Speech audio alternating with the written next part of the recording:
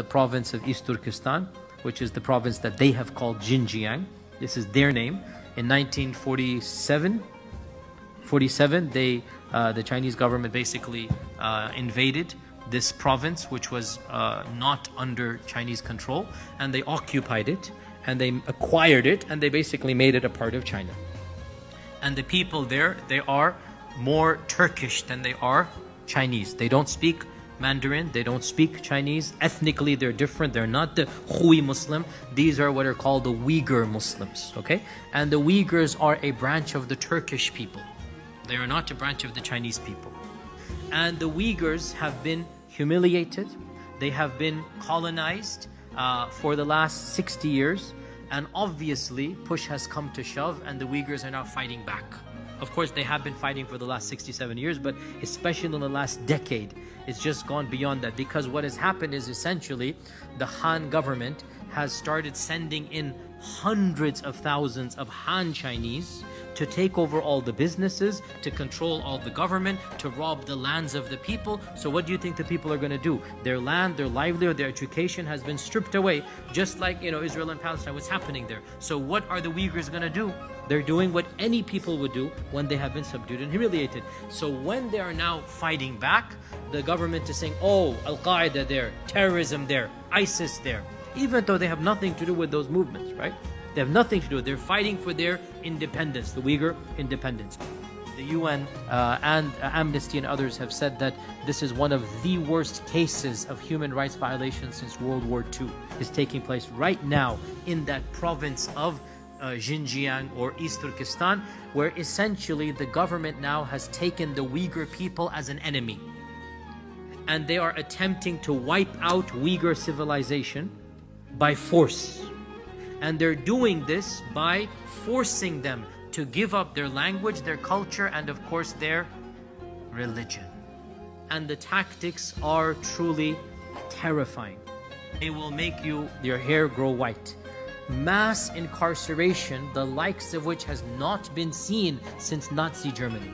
This is what the UN has said.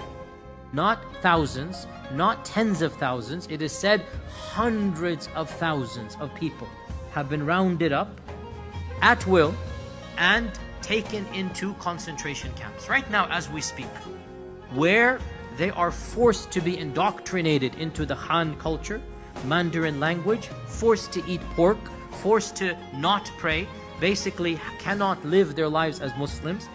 Those that are not taken to the concentration camps, within the Uyghur population, the Han Chinese are now living amongst them. They say we are guests. They'll walk into your house, they say we are a guest. What does that mean? You're a government agent and you have the right to occupy the house and live in it at the expense of the host Uyghur. And they're going to monitor that you're not praying, you're not reading Quran, you're not doing anything Islamic. This is like the Inquisition, if you know what happened. This is like the Inquisition, when the Catholics would send people to monitor. So the Han government is now doing this to the Uyghur population. Any Han person can say, I want a bride. And the local government there, the Uyghur, which is Han government, will literally hand one of our sisters over and forcibly marry to this man. And nothing can be done. This is a forcible marriage where the goal being to eradicate her identity. Her children are going to be Han. She's no longer a Muslim. Sisters who have long skirts, they're being stopped and their skirts are being cut in public so that they become mini skirts that you're not allowed to wear. Forget hijab, because hijab was banned last year.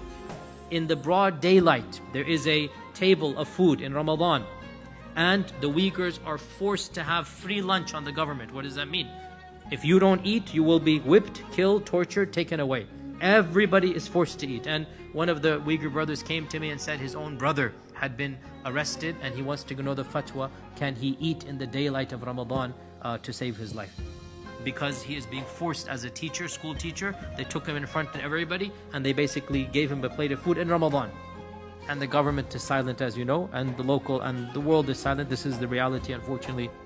So the least we can do is to thank Allah subhanahu wa ta'ala for our own blessings, and to make sure that we do whatever we can to help them out in our du'as, in our prayers, in our public awareness. I don't think we can even give money to them at this stage because the government has blocked off everything. So it's really that province where Islam is being clamped down upon. No Jumu'ah, no Ramadan, no hijab, no Quran. That province, the Xinjiang province.